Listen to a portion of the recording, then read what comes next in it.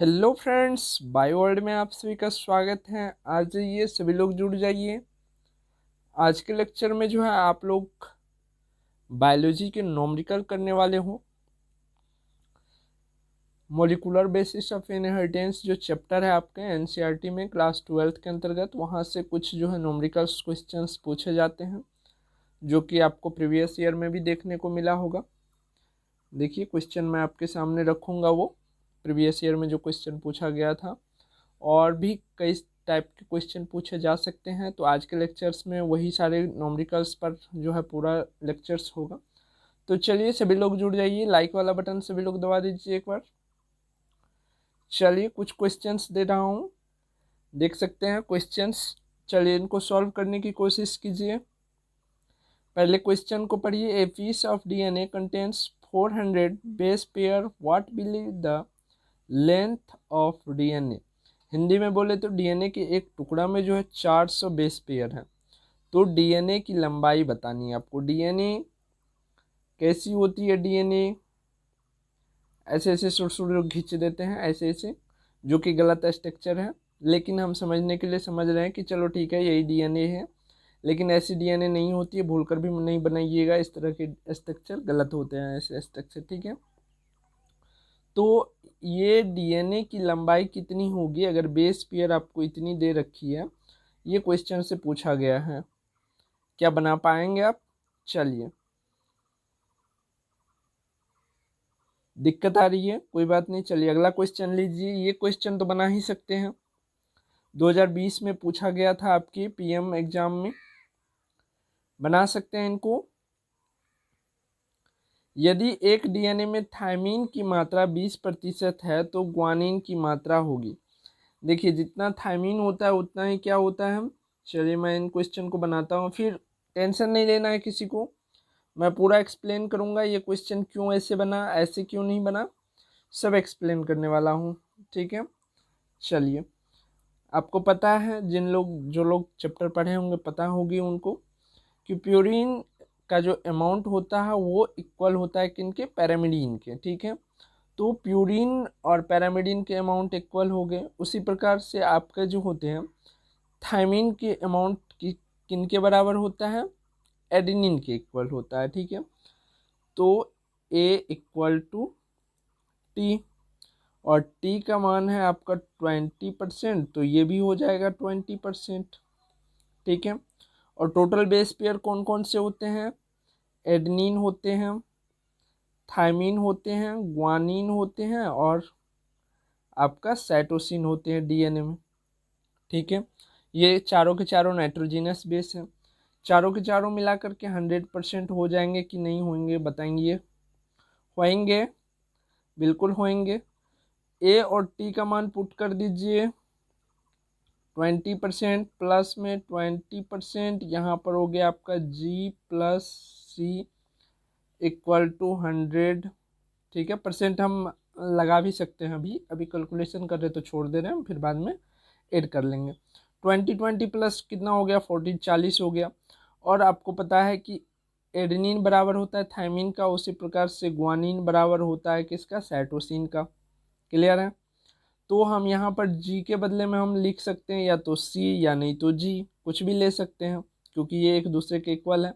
तो हम सी के बदले में जी ले लेते हैं, तो यहाँ हमारा 2G हो जाएगा, ठीक है। ये 20 और 20 हो गया 40, इस साइड हम 100 माइनस 40 कर लेंगे।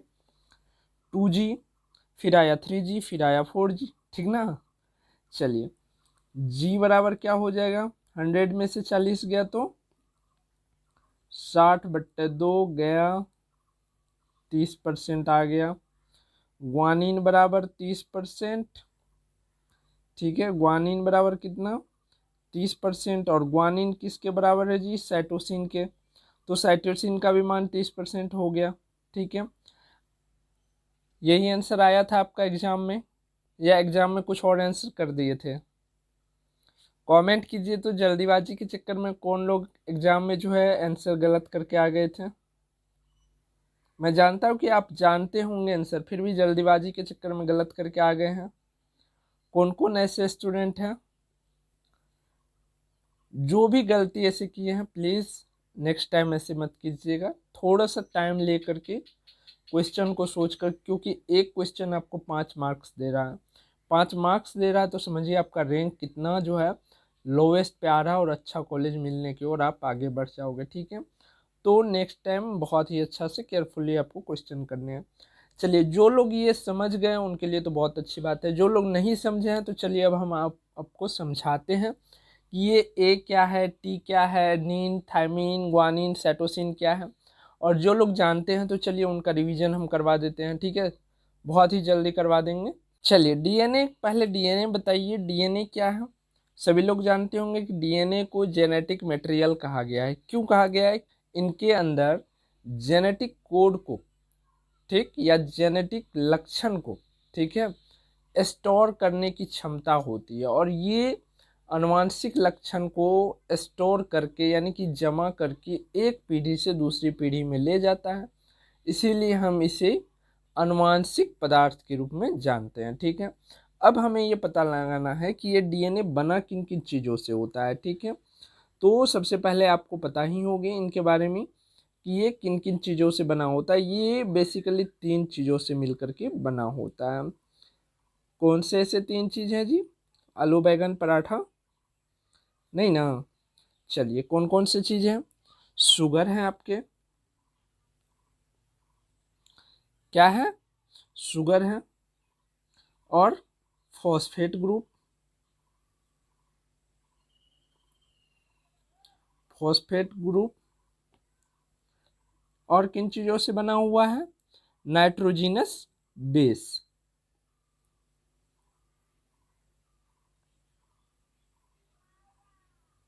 नाइट्रोजिनस बेस, ठीक है, इन 3 चीज़ों से मिलकर के बना होता है।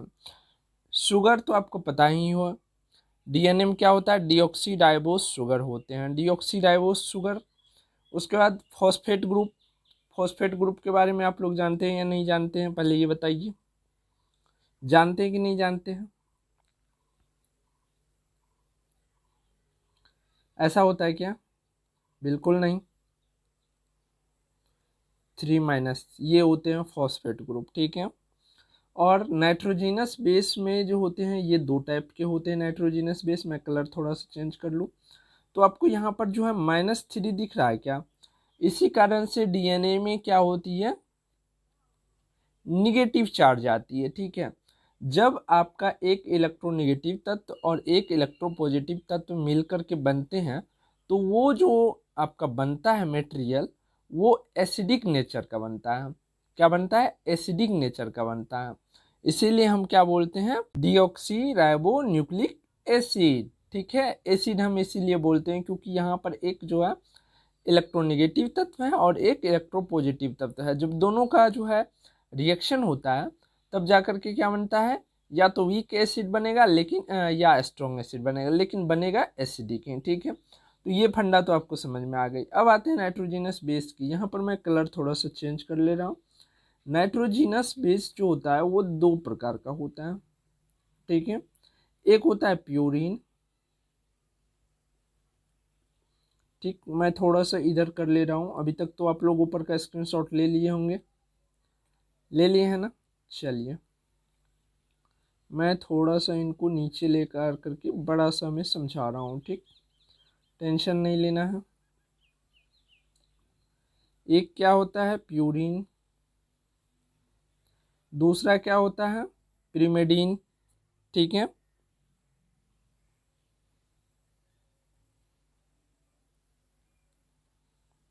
प्रिमिडीन।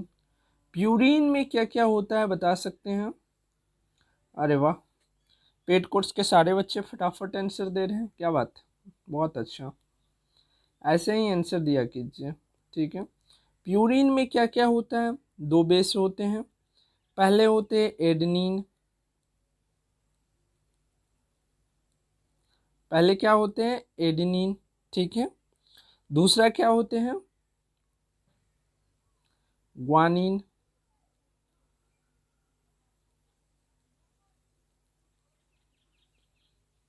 ये है ये ग्वानिन। पैरामिडिन में भी 2 होते हैं बेस। कौन कौन से? थायमीन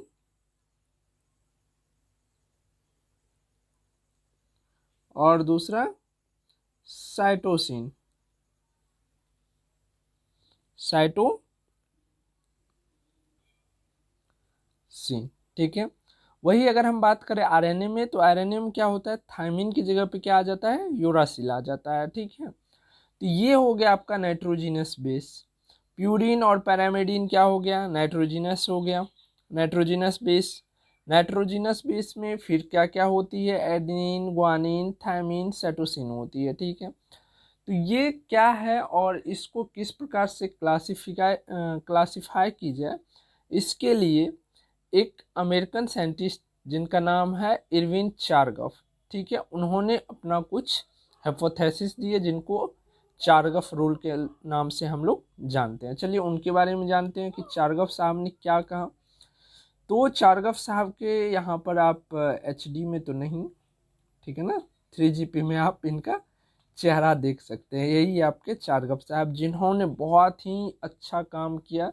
इन्होंने नाइट्रोजिनस बेस के बारे में सारी कुछ जानकारी दी, जिसके बाद क्रिक एंड वाटसन ने आपके DNA का डबल हेलिक्स का जो एक सुंदर सा मॉडल और चित्र प्रदर्शित किया इन्हीं के मदद से, ठीक है। अगर ये इन्होंने नहीं नाइट्रोजिनस बेस को सुलझाया होता तो जो अभी हमारे सामने डायग्राम आता है DNA का, उस प्रकार के डायग्राम हम नहीं देख पाते, ठीक है। इरविन चारगफ का जन्म जो है 11 अगस्त 1905 ईस्वी में हुई थी, और इसकी डेट जो हुए यानी कि ऊपर अल्लाह को प्यारे 20 जून 2002 को हो गए, ठीक है। चारगफ रूल क्या था, इनका फर्स्ट था, इन्होंने जो पता लगाया वो था अमाउंट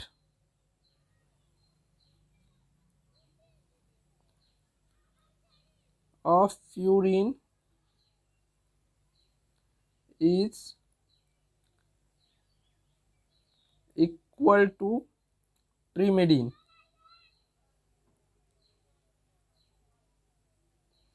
ठीक है। इन्होंने कहा कि अमाउंट जो होगा प्यूरिन और पैरामिडिन की, वो क्या होती है, एक दूसरे के इक्वल होते हैं। प्यूरिन क्या क्या है बता सकते हैं, प्यूरिन में नाइट्रोजनस बेस कौन कौन थे, एडेनिन प्लस में ग्वानिन, ये दोनों मिल करके किसके बराबर हो जाएंगे, थायमिन और साइटोसिन की, ठीक है। DNA के केस में हम बात कर रहे हैं। वही अगर RNA की बात करते तो क्या हो जाता, A+C और बराबर में इधर आ जाता U+C।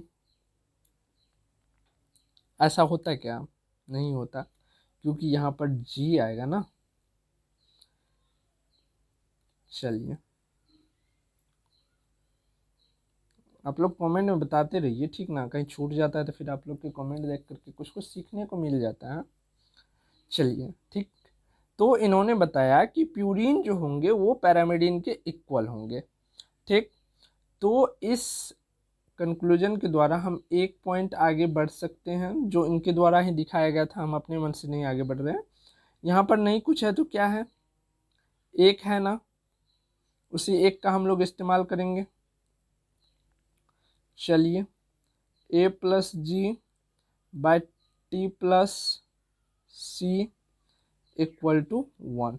इन्होंने बताया कि किसी भी जीव में, ठीक, किसी भी जीव में अगर वो एक स्पेसीज का हो, यानी कि जाति एक हो, ठीक ना, अगर कुत्ता जाति है, कुत्ता जाति में किसी भी कुत्ता का अगर आप DNA मिलाइएगा तो सब में नंबर ऑफ DNA क्या होगा, सेम होगा। प्यूरिन और पैरामिडिन की संख्या क्या होगी, सेम होगी।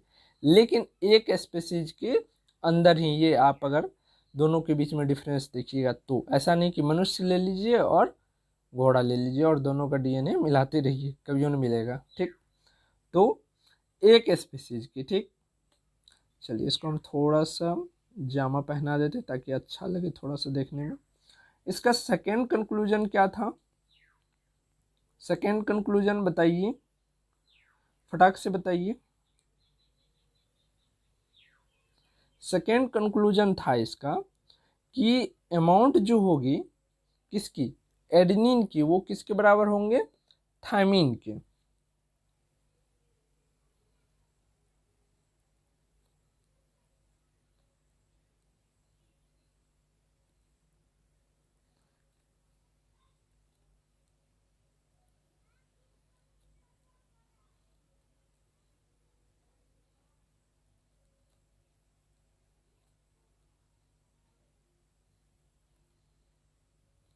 ठीक।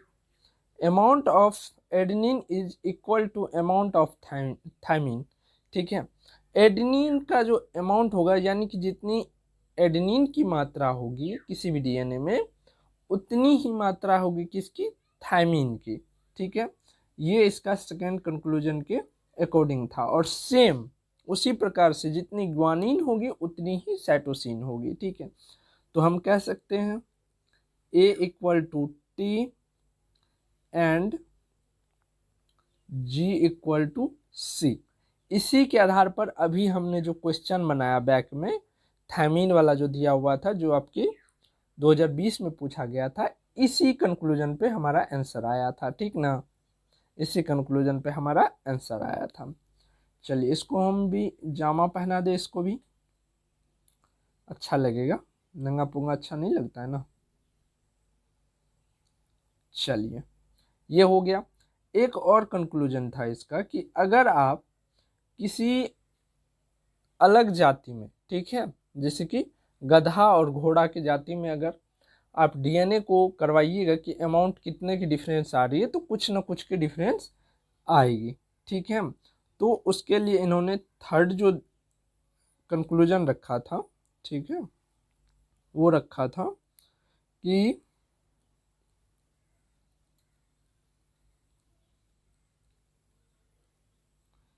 इक्वल टू कितना आ जाएगा, के आ जाएगा, ठीक है। ये वाला कंक्लूजन आपको क्या करना है, याद रखना है हमेशा। इस पे वैसे ज़्यादा क्वेश्चन नहीं पूछे जाते हैं, लेकिन पता नहीं, ठीक, एग्जामिनर का पता नहीं कब क्या पूछते हैं। तो आपको ये सारे के सारे याद हो गए,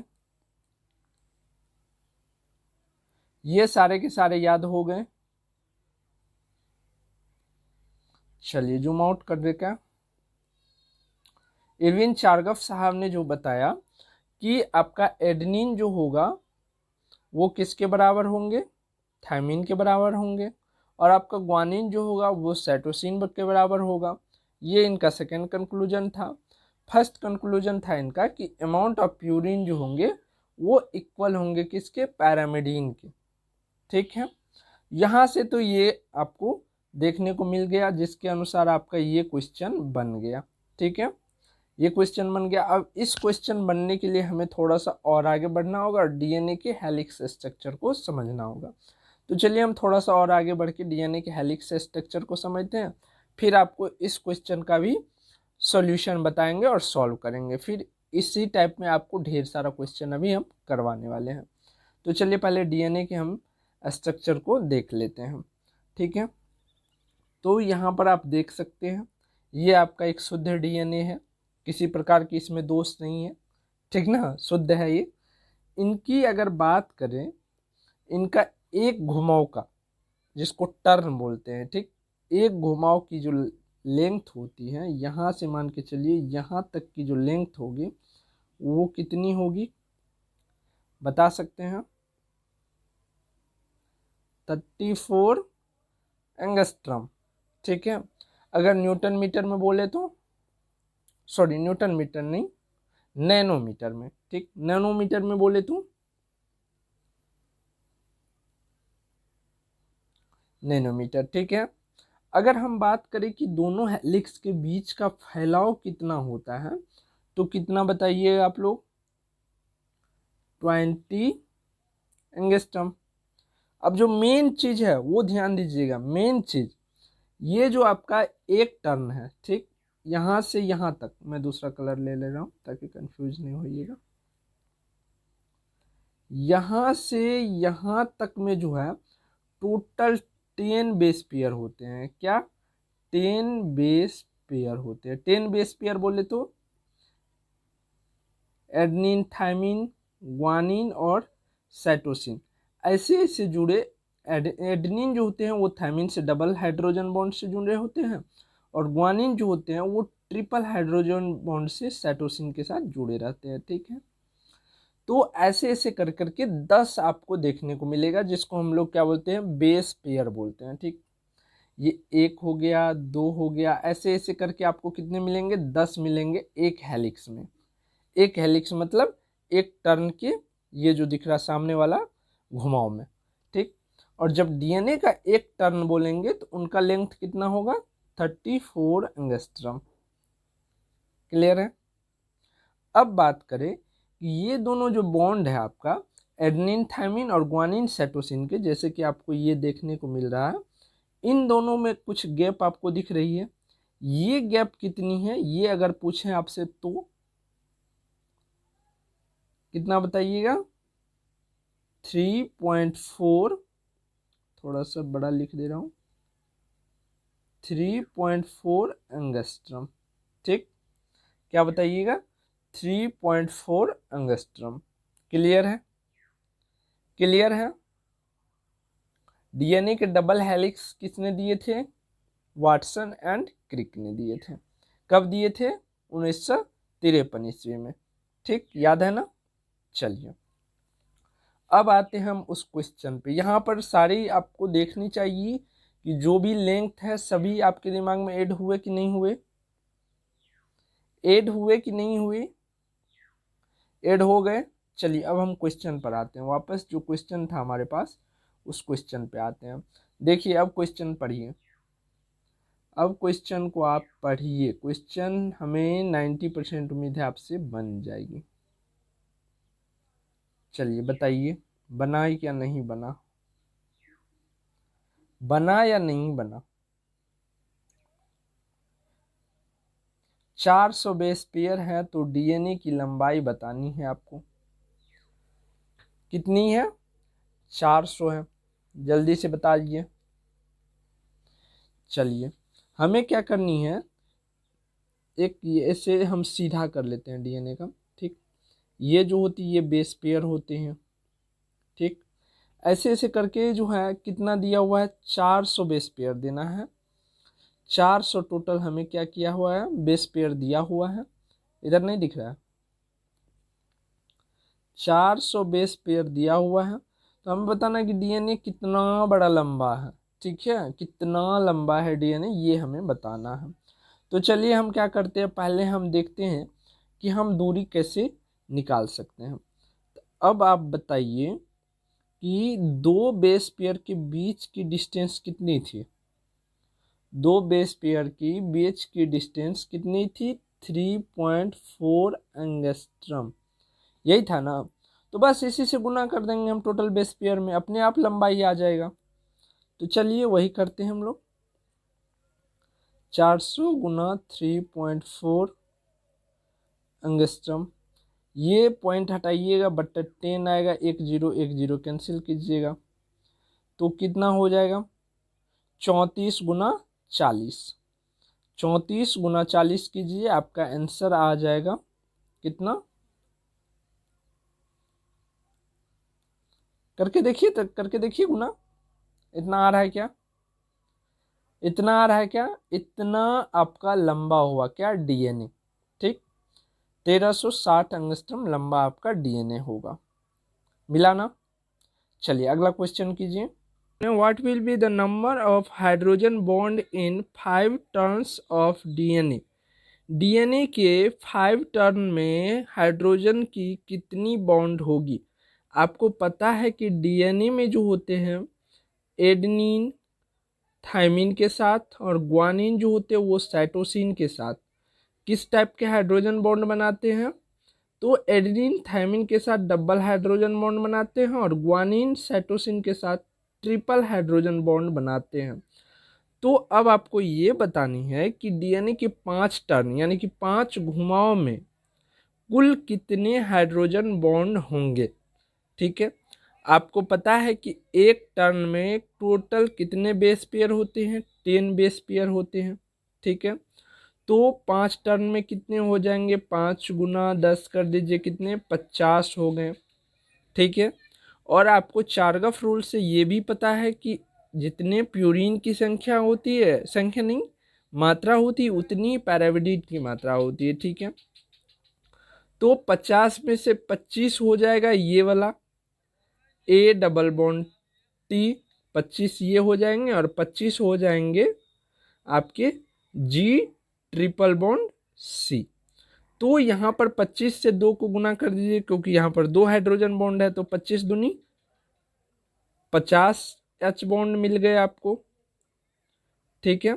उसी प्रकार से अगर इसकी बात करें तो 25, लेकिन ट्रिपल बॉन्ड है तो 25 दिए 75 H बॉन्ड आपको मिल गए। दोनों को ऐड कर दीजिएगा तो कितना हो जाएगा 125 हाइड्रोजन बॉन्ड, ठीक है। राइट आंसर क्या हो जाएगा आपका डी नंबर हो जाएगा। बताइए ये क्वेश्चन समझ में आया? बताइए कितना इजी क्वेश्चन था, थोड़ा सा सोचना था। अब बन जाएगा ना 3 टर्म 4 टर्म या कितना भी दे दे तो बन जाएगा ना, बनेगा या नहीं? चलिए थोड़ा सा एक एक क्वेश्चन और ले लीजिए इसमें। अगर मैं बोलूं कि किसी डीएनए के 3 टर्न में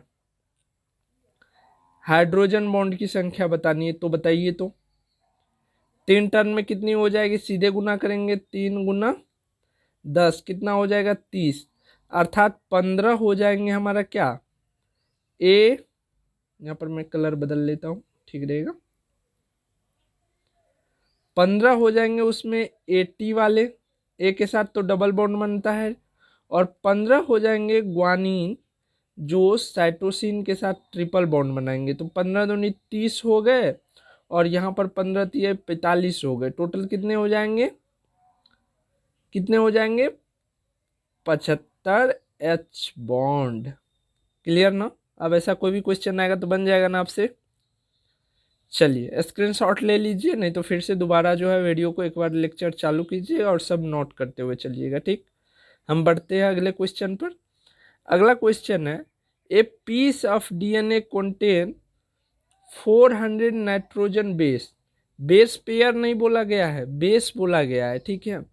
what will be the number of ATGC,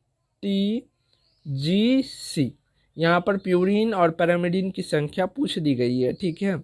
लेकिन आपको ध्यान ये रखना है, हर एक डीएनए बोला गया है, उसमें जो है नाइट्रोजन बेस 400 है, तो पेयर लगानी है पहले, ठीक। बेस पेयर का था तब तो कोई दिक्कत नहीं था, पेयर लगानी है तो 200-200 का हम पेयर लगाएं, क्योंकि डबल हेलिक्स होता है डीएनए, तो 200-200 का हमने पेयर लगा दिया।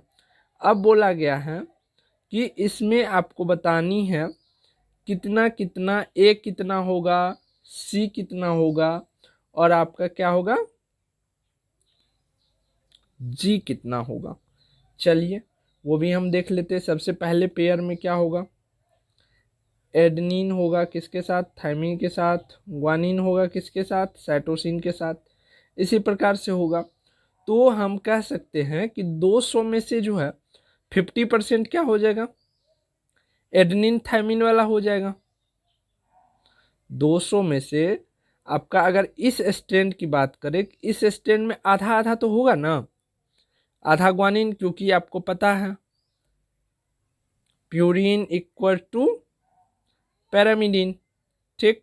तो क्या हो जाएगा 200 में से 100 ये होगा, ए होगा, और 100 जी होगा, ठीक।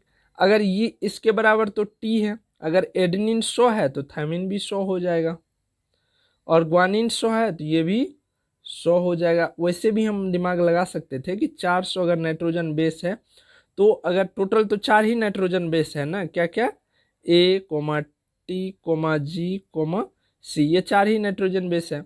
तो टोटल की संख्या पूछा जा रहा है तो 400 माइनस में भाग कर देते 4 से, सीधा 100 रिजल्ट आ जाता कि हमारा प्रत्येक जो होगा वो 100 होगा। आया समझ में क्वेश्चन? आया। चलिए ऐसे ही क्वेश्चंस और भी आप लोग डाटा चेंज कर करके बनाइएगा। ये सारे के सारे अभी जो आपको क्लास करवाया इनका PDF भी आपको मिल जाएगा बायो वर्ल्ड के टेलीग्राम ग्रुप में। लेकिन मैं चाहूँगा कि आप वीडियो को बार बार प्ले करके और उसी से नोट करें, क्योंकि मैं जो बोल रहा हूँगा उनको भी आपको अगर लगेगा कि जरूरी है तो आप उनको भी नोट कर लीजिएगा, ठीक है। ताकि आप अगर दोबारा पेज को पलटिएगा तो आपके पेज में सब कुछ, पेज पलटते ही आपको सब कुछ इस क्लास की बातें याद आने लगेगी, ठीक है दोस्तों। तो आज यहीं पर हम लोग रखते हैं। बाकी आपको जितने भी स्टूडेंट हैं सभी टेलीग्राम ग्रुप से जुड़ जाइए, वहाँ पर मैं इस टाइप के 2-4 क्वेश्चन और दूंगा जहाँ पर डाटा चेंज करके मैं दूंगा, ठीक है। तो बाकी आप लोगों को मिलते हैं नेक्स्ट क्लास में। अगर वीडियो अच्छी लगी हो तो लाइक कीजिए, आज की क्लास अच्छा लगा हो तो कमेंट में बताइए। फिर मिलते हैं आप लोगों को नेक्स्ट क्लास में।